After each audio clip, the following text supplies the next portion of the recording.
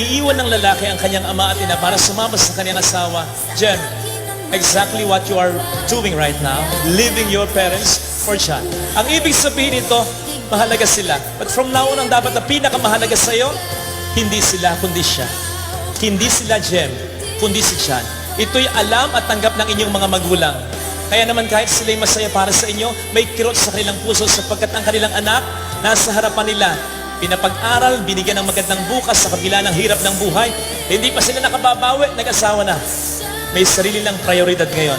Pero ito'y tanggap nila. Kaya huwag niyong kakalimutan ito. Ito'y isa lamang sa maraming pagbibigay ng inyong mga magulang. Kaya kayo, ngayon ay kayo. Kaya may kasal ngayon. Ano man ang marating pa ninyo sa habang panahon, yan ay dahil sa pagbibigay at pagmamahal ng inyong mga magulang.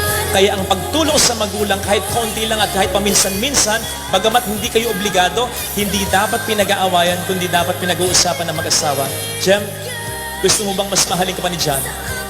Mahalin mo ang nanay at tatay niya.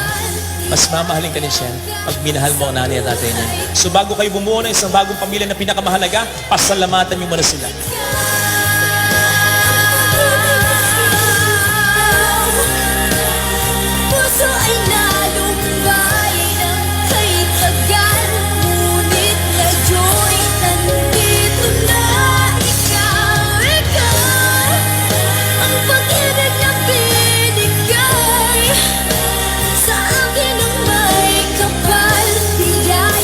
Sa nanay at tatay ni John, from now on, anak nyo na rin si Jen.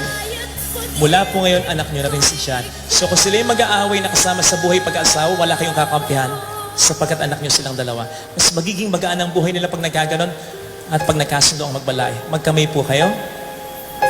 Palakpakan po natin sila.